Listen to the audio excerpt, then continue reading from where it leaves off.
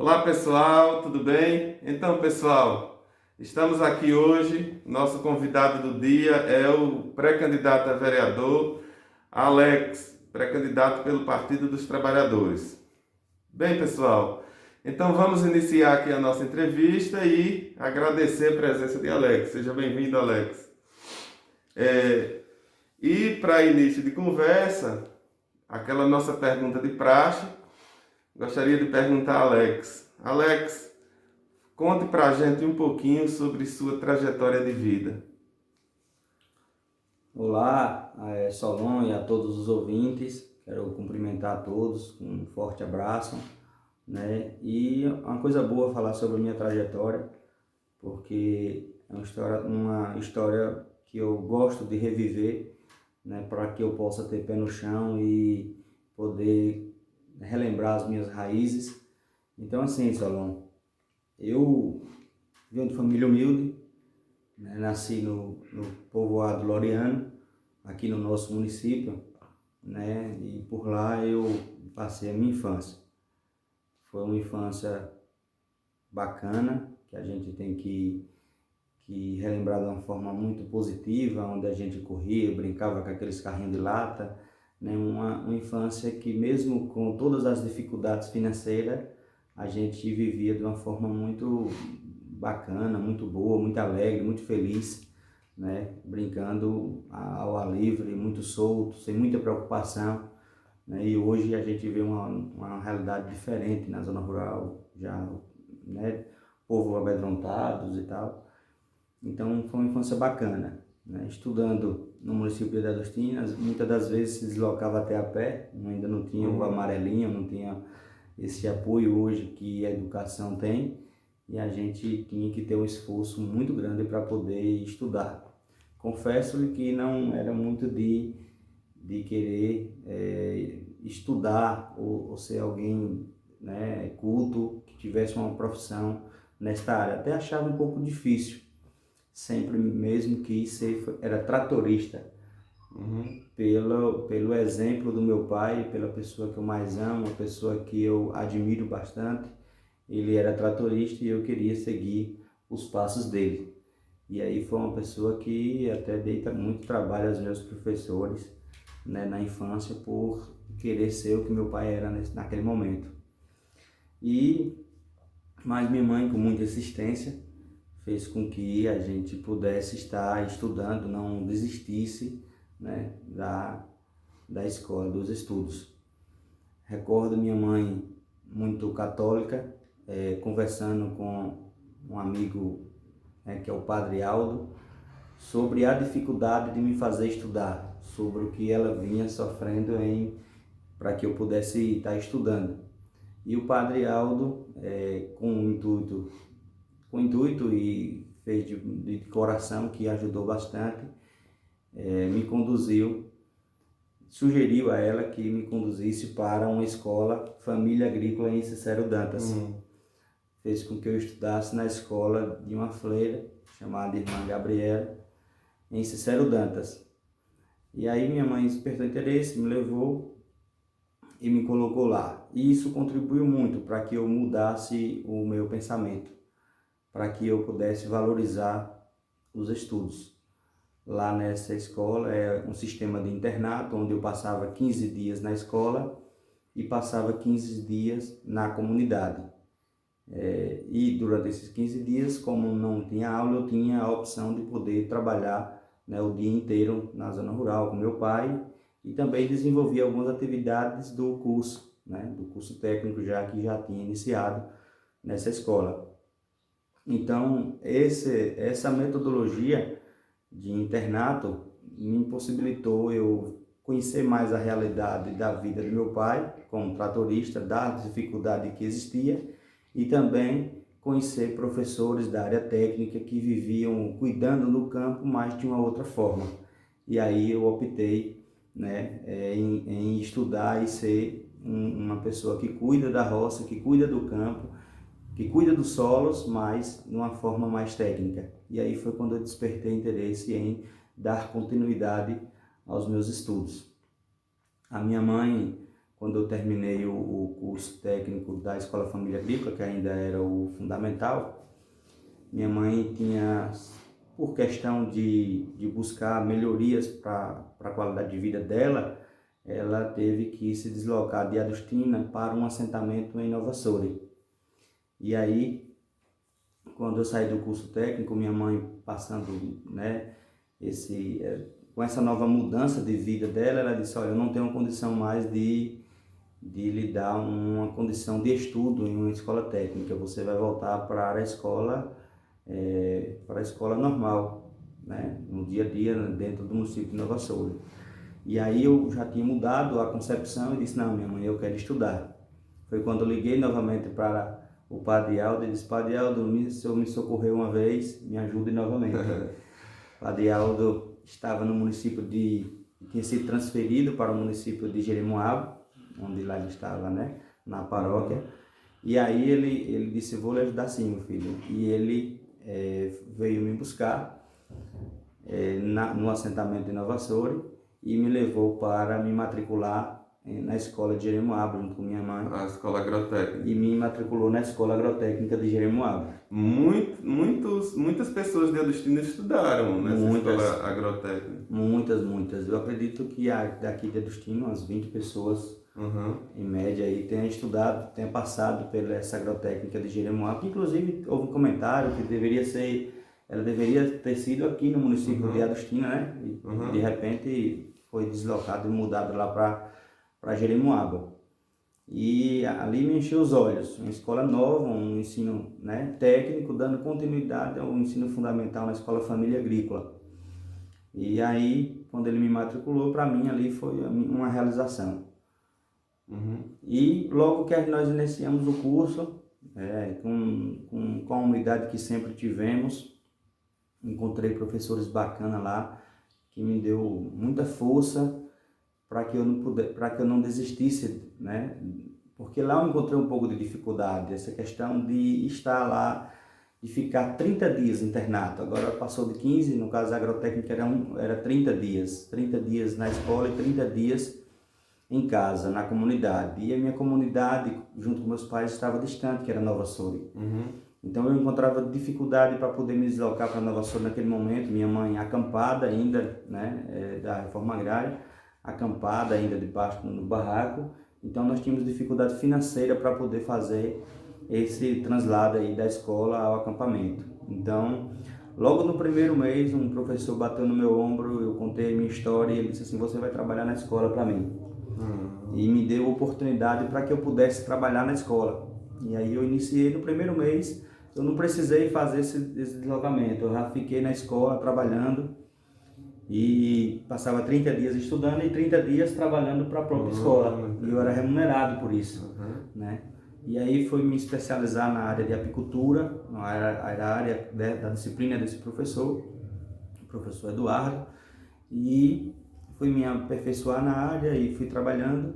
E dessa forma, né, depois de alguns meses, 6 meses, era que eu fazia uma visita aos meus pais e retornava para a escola, e foi assim que eu consegui concluir o ensino médio, né, para um ensino médio e técnico, que era da escola da agrotécnica. Então eu me formei para técnico do ensino médio, um ensino técnico, né? Técnico agrícola. Técnico agrícola. Técnico em agropecuária, na verdade. Técnico em agropecuária. Que junta aí agricultura e pecuária. Agricultura e pecuária. Então foi esse curso que nós fizemos, né? E logo que concluímos, né, a escola, eu já era uma pessoa que estava, né, integrada na escola. Houve uma solicitação de um proprietário de terra, né, de Morro de Chapéu, solicitou à escola a indicação de um técnico para poder trabalhar, gerenciar uma fazenda.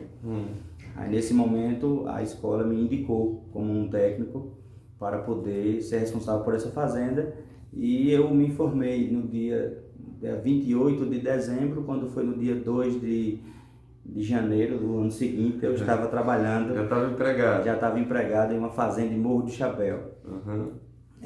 Eu já vinha, né, na escola passando muito tempo longe de casa, ficando até 6 meses, e logo que me formei fui para essa fazenda e passei um ano lá, um ano todo, na fazenda. Eu lembro que na época o salário era R$ 415, salário mínimo, eu recebia um salário mínimo. E esse proprietário sempre ele me dava os R$ 400 e não me dava os 15, eu ficava virado, rapaz, porque ele não me dava esses R$ 15. Eu assinava, né? Assinava no contra-cheque lá como 415 e só recebia 400. E assim, foi uma experiência bacana, foi lá que eu comecei a trabalhar, foi o meu primeiro emprego, né? Eu me dediquei a tirar a minha habilitação e tudo mais para que pudesse estar trabalhando, e logo de um ano de trabalho eu optei, eu vi que eu não tinha conseguido algo assim, construir nada, nem uma condição melhor, não conseguia ajudar meus pais, que sempre foi o meu maior interesse. Na verdade, eu me empenhava em estudar com o propósito de eu conseguir algo para que eu pudesse compensar, né, o trabalho que eu já tinha dado aos meus pais, né, deles estarem se empenhando, trabalhando para poder me manter na escola. Então, eu sempre pensei em ajudar meus pais. E aí foi quando eu vi que em um ano eu não conseguia ajudar meus pais e eu resolvi vir morar com eles. Se eu vou morar no assentamento, vou morar na barraca mais meu pai, no barraquinho de lona, porque lá eu vou, já que aqui eu não estou conseguindo ajudar eles financeiramente, lá pelo menos eu vou estar ao lado deles e vou estar ajudando de outra forma. E com um ano eu abandonei o emprego, disse eu não quero emprego, vou retornar para minha terra, e voltei para o município de Nova Soura, onde meus pais estavam acampados ainda no barraco de lona. Isso depois de 3 anos já de acampado, meus pais estavam lá.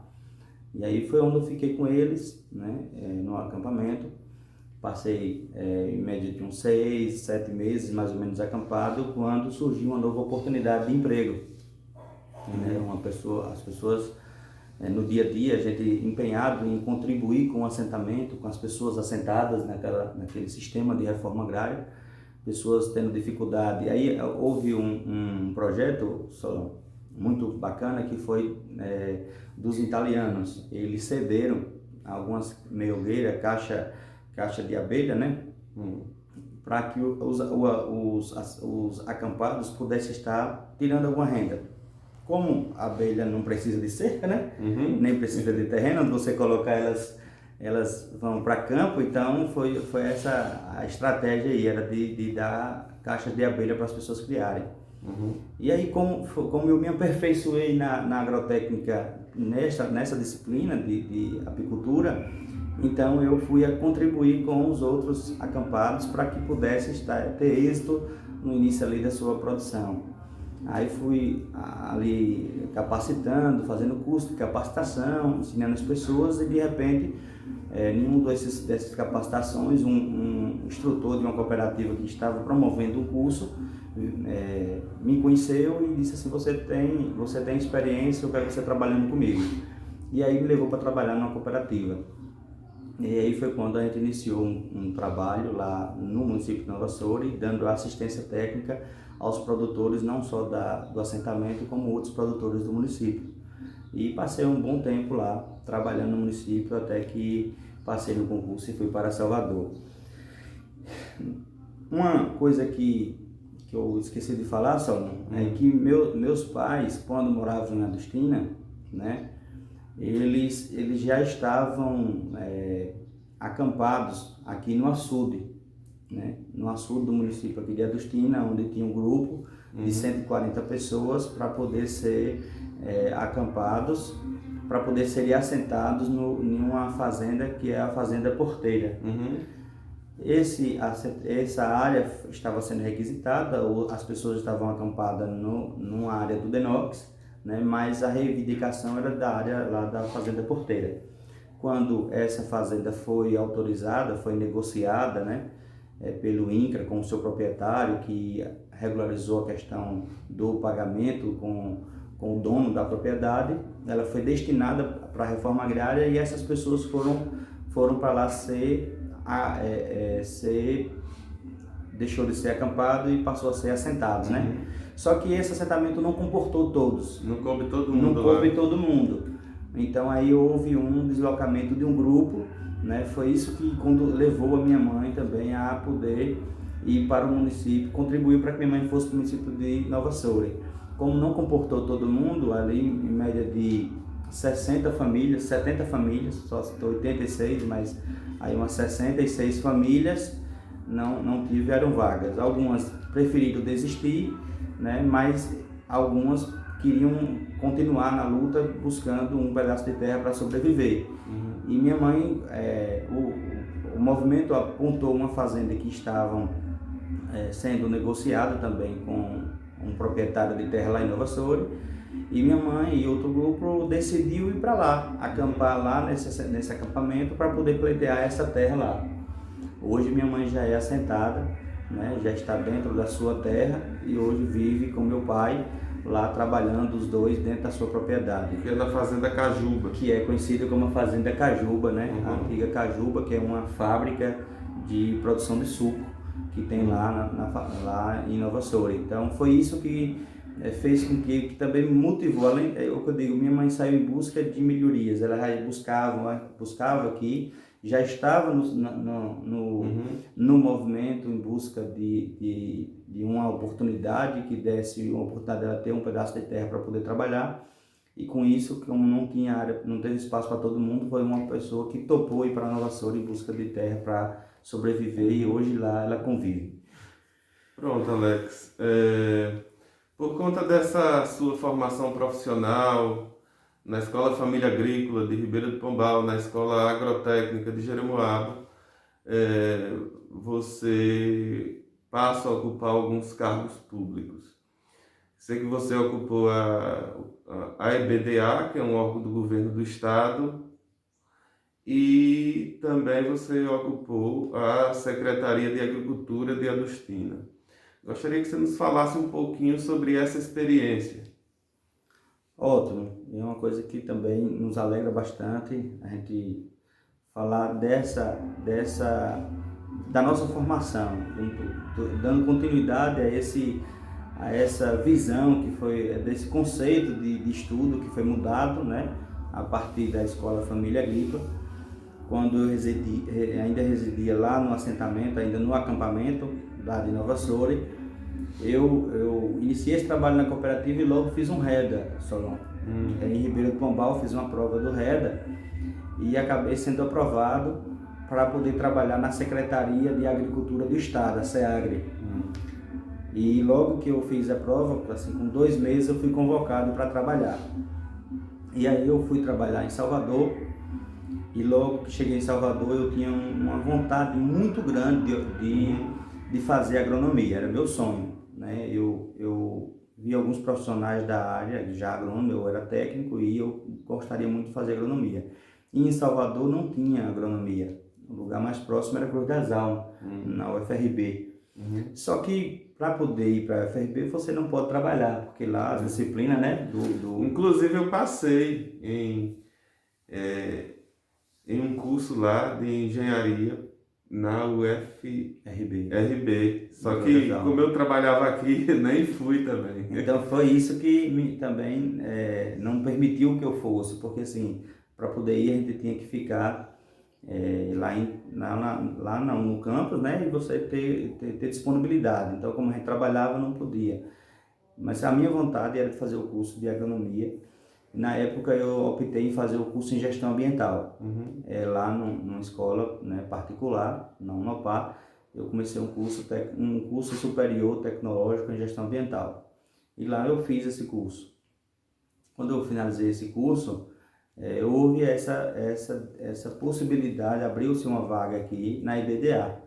E aí o órgão, né, a empresa, eles davam prioridade e solicitavam às pessoas, aos que gerenciavam essa questão de vagas, né, por município, não deixa de ser um cargo político, né, é um cargo político. E aí quando surgiu essa vaga, houve-se uma dificuldade aqui de encontrar um profissional da área técnica com nível superior. E aí foi quando eu recebi o convite para poder ocupar esse cargo da EBDA. Estava em Salvador, tinha acabado de fazer o curso superior, tinha finalizado o curso superior de gestão ambiental. Então, como já estava com um nível superior, então fui aí, recebi o convite para ocupar o cargo da EBDA. E aí foi quando eu decidi vim para o município de Adustina. Por que eu decidi ir para o município de Adustina? Porque tinha-se aberto vagas do curso de agronomia na AGES e também, na verdade, primeiro abriu na FANEB, em Coronel João Sá, e já havia também aí a projeção de se abrir o curso de agronomia na AGES. Então foi isso que me levou a eu deixar meu cargo de coordenador técnico lá. Eu era coordenador técnico do programa Mata Verde, já na área da agroecologia, e eu deixei esse cargo na Secretaria de Agricultura do Estado para ocupar esse cargo aqui na EBDA. Cargo, vamos dizer, concursado, né? Isso. Você participou do processo Participei seletivo. do processo seletivo. E você veio para o cargo político. Vim da para o EBDA cargo aqui político, em Adustina. justamente. Ou seja, retornando às suas origens. Retornando à minha origem, ao município de Adustina, agora eu não gosto nem de chamar mais, eles chamam de chefe de escritório de EBDA. Quando eles falavam assim, eu dizia, quem tem chefe é índio, né? Na verdade é coordenador de um escritório de uma empresa estadual, né? Ela é uma autarquia, mas é uma empresa que trabalhava para o Estado, que é a EBDA, uma empresa técnica. Na verdade foi uma empresa, Solon, que eu sempre admirei, né? Desde quando eu iniciei o curso técnico, ainda na Escola Família Agrícola, eu já visualizava ali uma opção de trabalho, se eu fizesse um curso técnico, eu trabalharia nessa empresa. Então, quando eu recebi o convite, eu não pensei duas vezes. Eu enxerguei a possibilidade de eu fazer um curso tão sonhado que era agronomia, e que estava aqui próximo do nosso município de Adustina. Então, eu retornei para o município de Adustina com esse objetivo, trabalhar e também estudar. Ingressei no curso de agronomia em Coronel João Sá, a AGES ainda não tinha aberto no primeiro semestre, e quando eu retornei, já fui fazer minha matrícula. Foi a primeira coisa que eu fiz, foi a matrícula no curso de engenharia agronômica lá na FANEB em Coronel João Sá. E aí iniciamos um trabalho aqui na EBDA. A EBDA foi uma ótima experiência, foi um cargo estratégico assim, de desenvolver atividades já voltadas para o homem do campo. Desde quando eu estudei na Escola Família Agrícola, as pessoas falavam de produção, né? E eu tinha esse olhar para o município de Adustina. Adustina é um município muito, né? Acho que 90% da economia da nossa cidade hoje circula da agricultura. Então é um município muito agrícola. E aí eu enxergava esse potencial do município de Adustina, mas nós não tínhamos terra, não tinha espaço, a gente não tinha oportunidade para desenvolver nenhum tipo de trabalho, e aí a gente foi buscar fora e acabou retornando para cá. Então eu fui muito ajudado para poder eu fazer esse curso, tive muitas contribuições de pessoas externas, e depois eu retornei para o município de Adustina, podendo ajudar pessoas. Então foi um trabalho que na verdade me deixou muito feliz, porque eu fui ajudado o tempo todo por outras pessoas para que eu pudesse estudar, e quando eu retornei para o município de Adustina na EBDA, eu vi a oportunidade de eu ajudar outras pessoas. Acabei o tabu aqui de DAP, que DAP era uma coisa difícil, né, uma coisa muito complicada, era muito perigoso para o emissor. E aí eu fui estudar o regimento, fui ver as normas, fui ver as leis que regem a DAP, e eu vi que não era tudo aquilo. Não é esse bicho todo. Não era aquele bicho todo que se pregava. E percebi que era, na verdade, seria a porta para que os agricultores acessassem o crédito. E eu sempre enxerguei que o acesso ao crédito era oportunidade, coisa que meu pai não teve quando pleiteava, né, algum crédito para poder fazer uma área de arrendamento, né?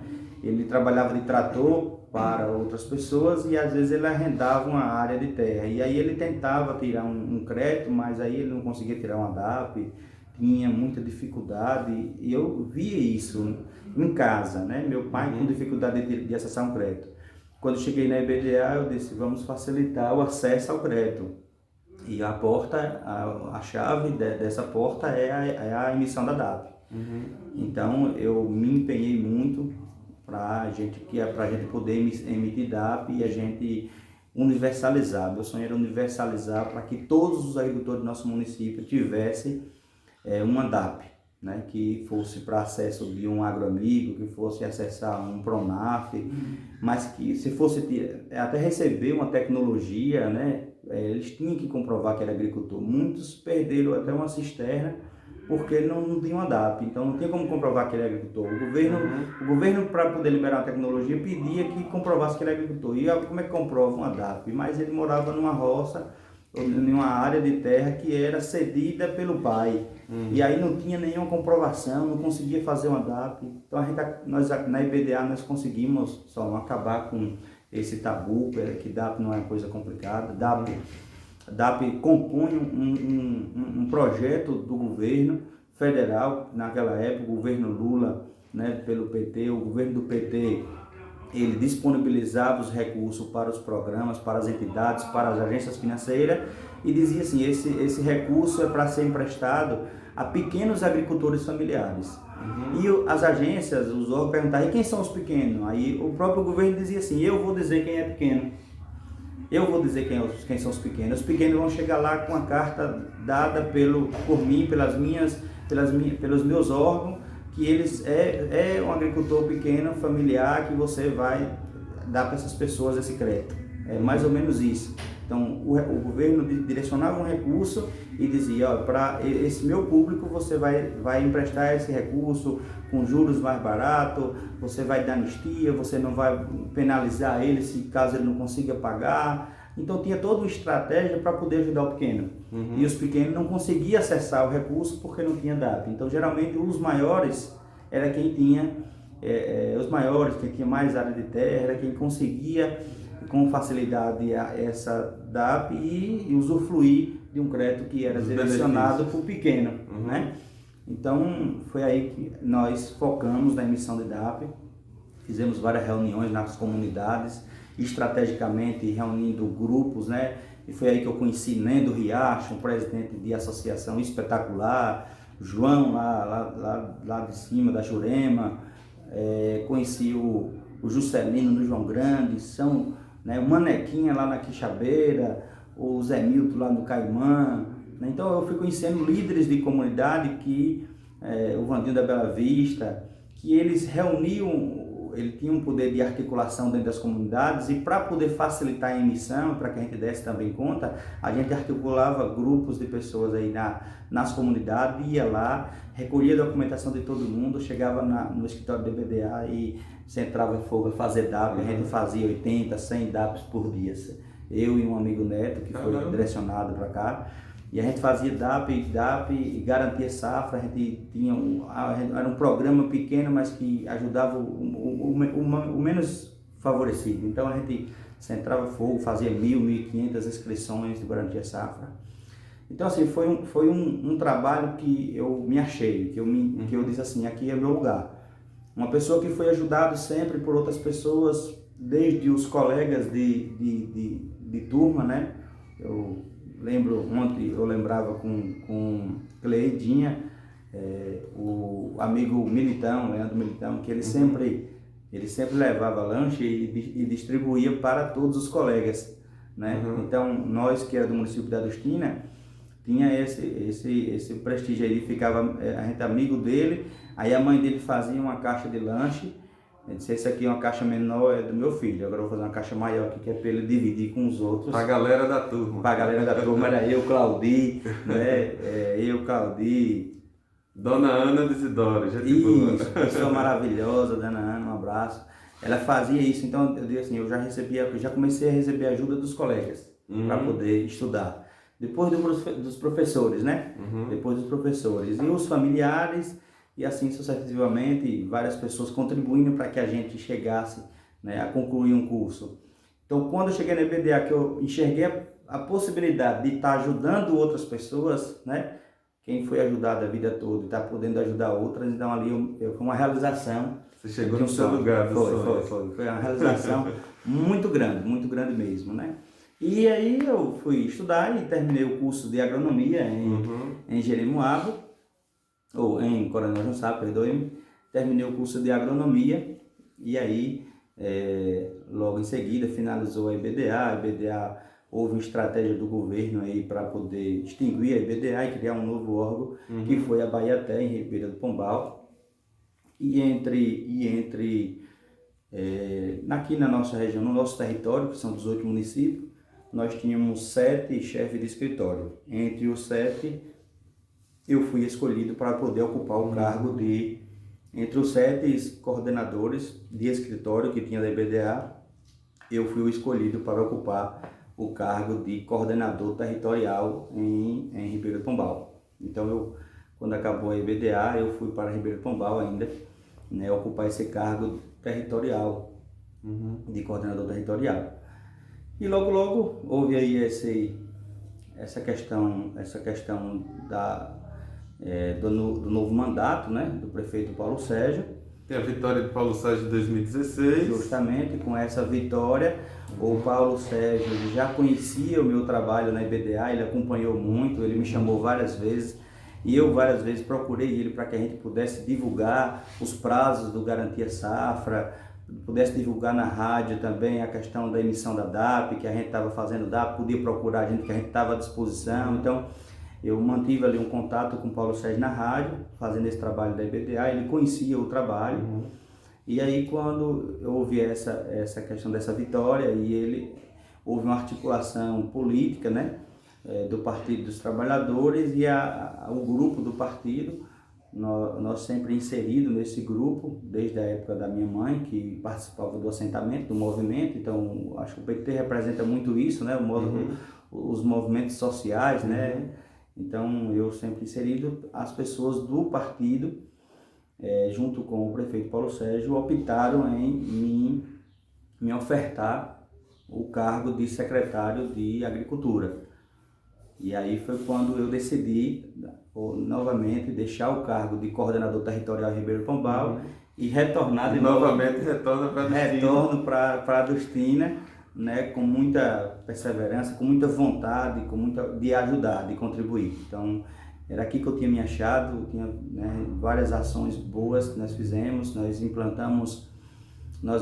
algumas ações, estratégias, né, que contribuíram para o desenvolvimento da agricultura do nosso município. Então, quando eu vi a possibilidade de retornar e dar continuidade a esse trabalho que havíamos iniciado na IBDA, então eu não pensei duas vezes, entreguei o cargo lá de coordenação territorial e vim ocupar o cargo de secretário.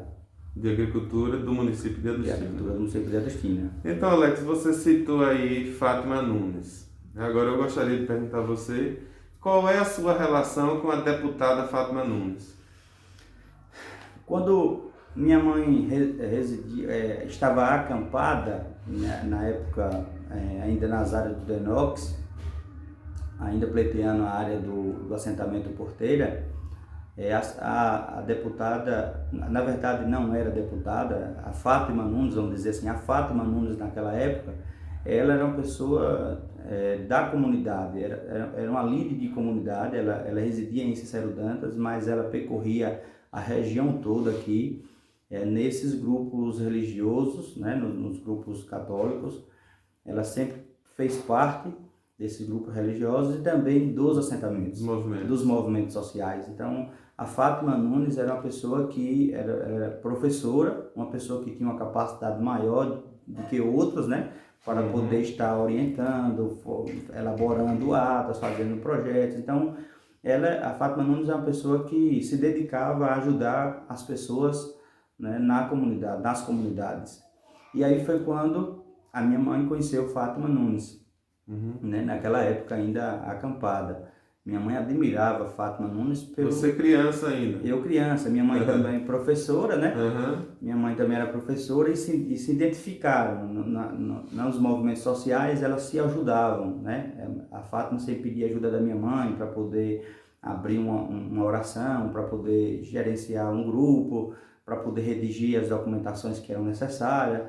Então elas se identificaram e se tornaram amigas daquela época, né? Então passou a andar em casa, às vezes, né, vim tomar um café, vim passar para uma janta, um almoço. E a minha irmã, Solon, que você deve conhecer, a Silva Nilza, que é minha irmã do meio, a gente conhece como Maninha, né? Maninha. Lá em Salvador ela passou a ser conhecida como Silvia.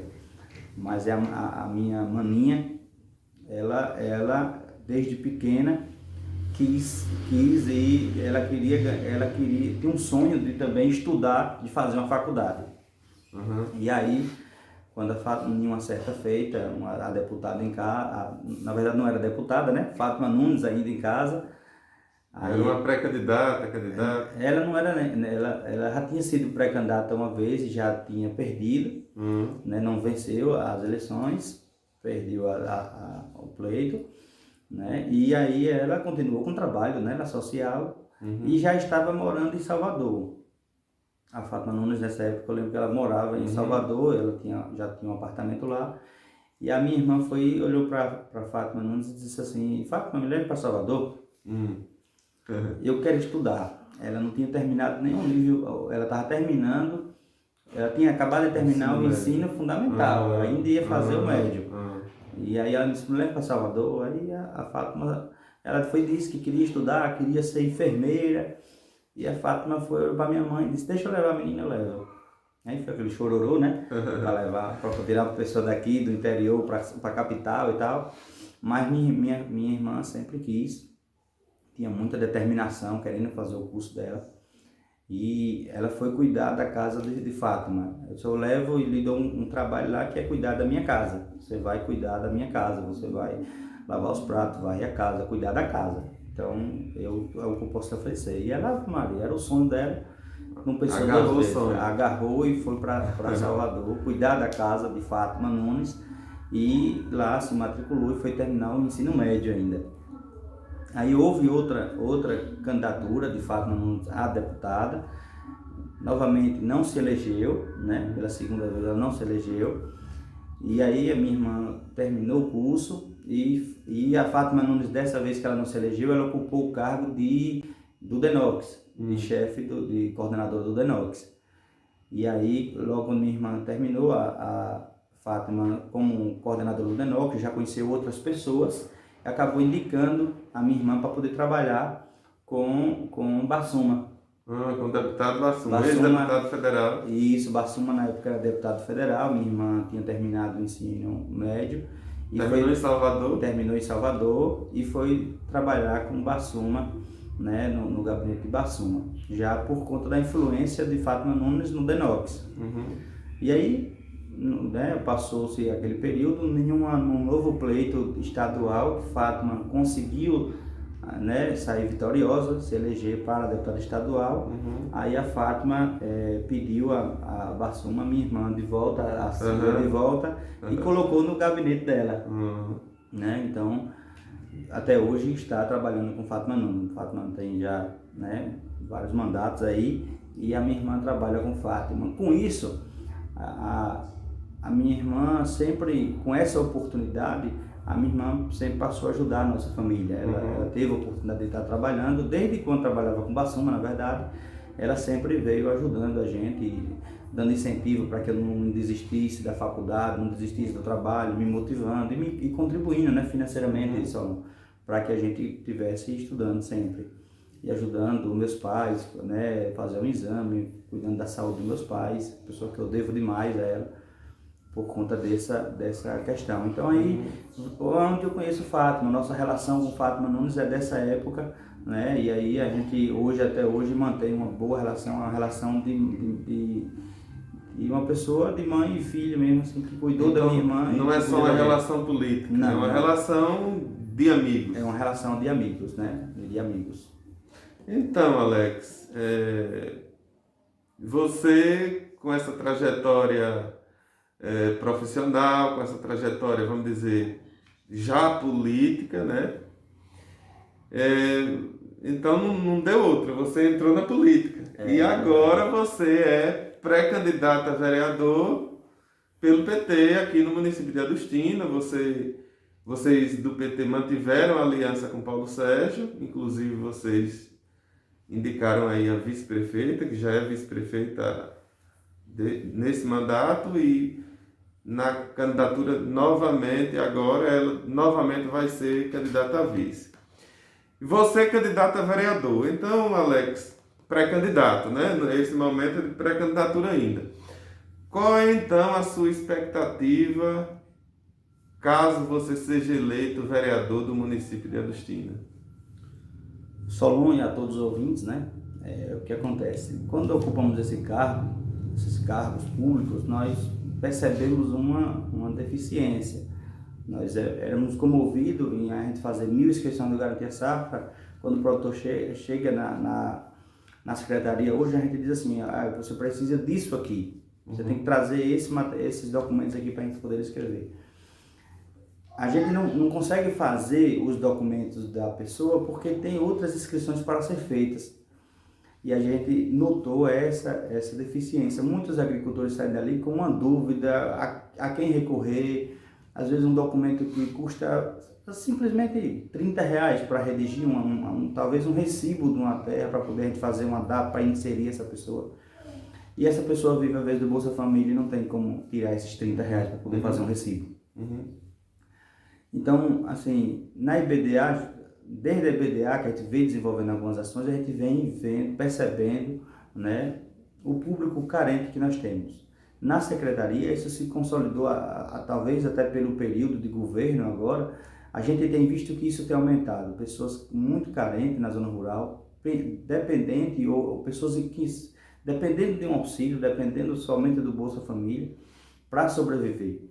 E essa pessoa preenche todos os requisitos para poder acessar um programa de governo estruturante que pode dar oportunidade para que essa pessoa viva melhor onde ela está, para que ela melhore a condição de vida, melhore sua renda. Então, o que nos motivou para poder sair pré-candidato, para nós sairmos pré-candidato a vereador, foi essa necessidade que nós estamos percebendo da população. É um olhar especial para os agricultores carentes do nosso município, para que a gente possa estar auxiliando, resolvendo uma documentação, para que a gente possa estar dando condições para que as pessoas tenham acesso aos programas públicos do governo.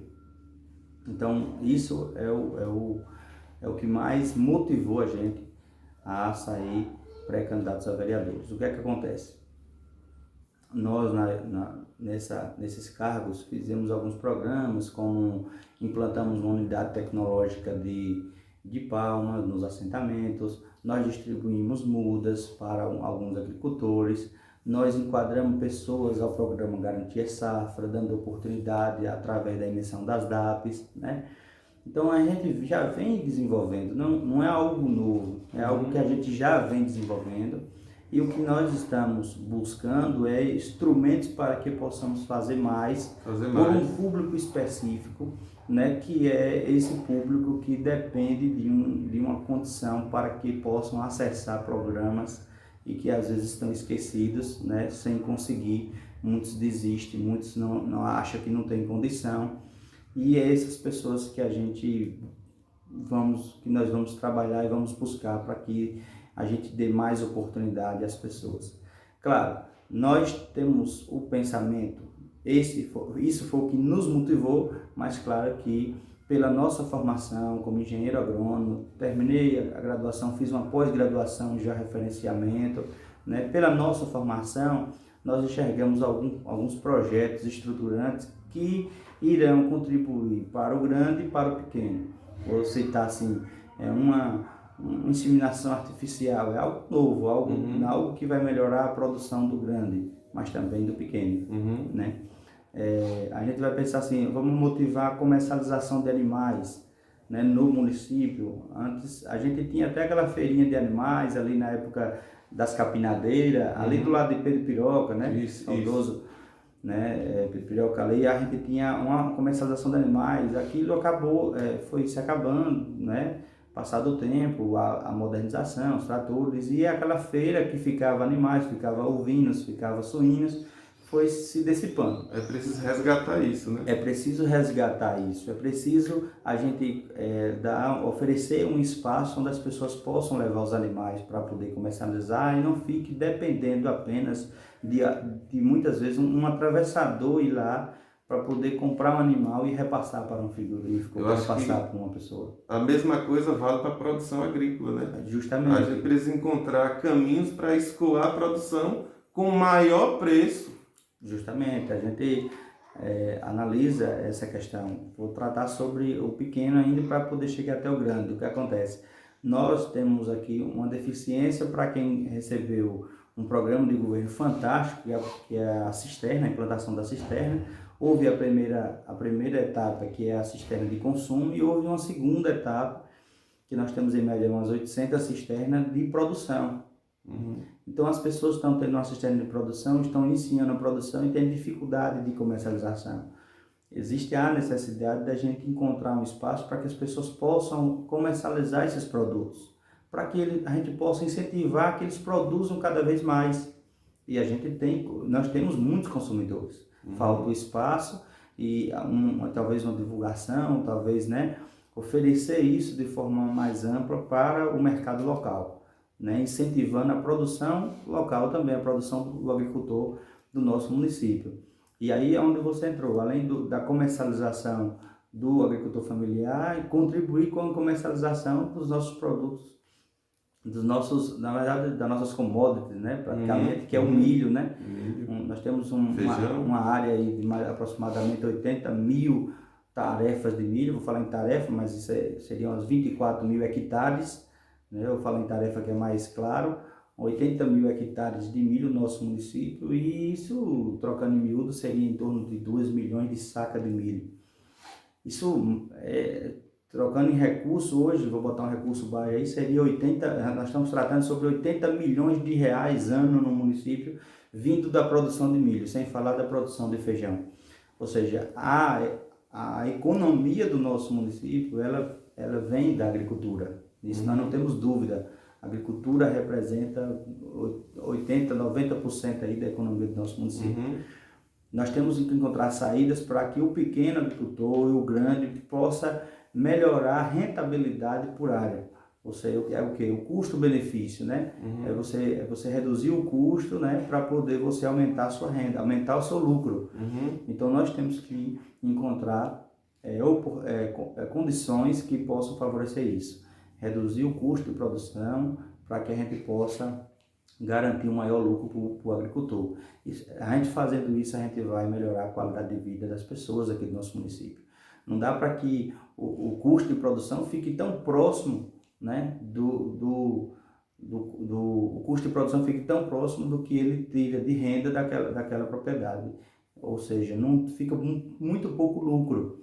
E acaba que os agricultores vivem em uma condição, né, uma condição difícil, ainda passando a perrengue durante um ano, de um ano para o outro, porque o lucro dele é muito pequeno. Então, se a gente conseguir melhorar o lucro dessas pessoas, a gente vai estar influenciando na qualidade de vida delas. E aí a gente impacta na saúde. Se um agricultor está tendo um lucro maior, está se alimentando melhor, e se ele está se alimentando melhor, ele tem uma saúde melhor, né? A gente impacta na educação. Se o filho tem uma roupa melhor para poder ir para a escola, claro que ele vai se sentir melhor, claro que ele vai aprender melhor, ele está inserido em uma classe social melhor. Então, assim, é isso que a gente acredita. Melhorando essa condição, a gente vai impactar nas outras áreas, que é saúde e educação, né?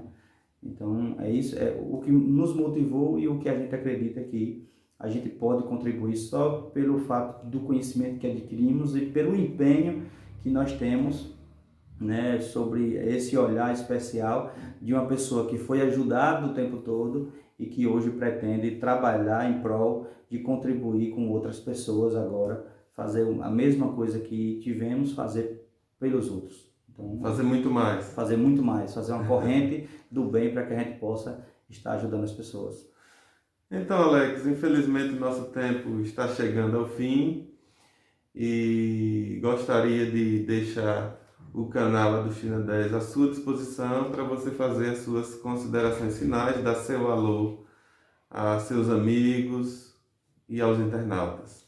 Eu quero agradecer a vocês por esse espaço, da gente contar a nossa história, né, para que as pessoas tenham conhecimento da nossa trajetória, né, da nossa trajetória de vida, né, e querendo ingressar agora nessa trajetória política, né? Então, assim, isso é muito bom, é oportuno a gente estar falando sobre isso nesse momento, e quero só apenas mandar um forte abraço a todos que estão nos assistindo, que Deus abençoe a cada um de vocês e que estamos sempre à disposição para poder ajudar no que for possível, né? Contribuindo, né, com as pessoas, com a nossa população, com o nosso comércio, com a nossa saúde, com a nossa agricultura. Nós estamos sempre à disposição para poder contribuir, assim como sempre fizemos. Alex, muito obrigado. Valeu mesmo por sua agradeço. presença aqui. Bem aqui o pré-candidato Alex, né? Agradecer muito mesmo pela sua presença aqui.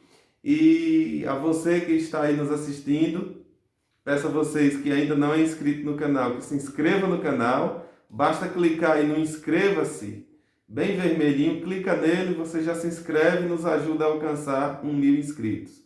Mais entrevistas virão e no próximo domingo já faremos a cobertura das convenções. Domingo será a convenção do PSD e no dia 16 será a convenção do PDT. Ainda não sabemos quando será a convenção do PSDB, mas estaremos aqui para fazer a cobertura das convenções. Mais entrevistados virão e se inscreva no canal e nos ajude. Bem, muito obrigado mais uma vez, Alex. Estamos aqui agradecidos imensamente a ele. E tudo isso é para você, adustinense. Valeu, até a próxima entrevista e muito obrigado.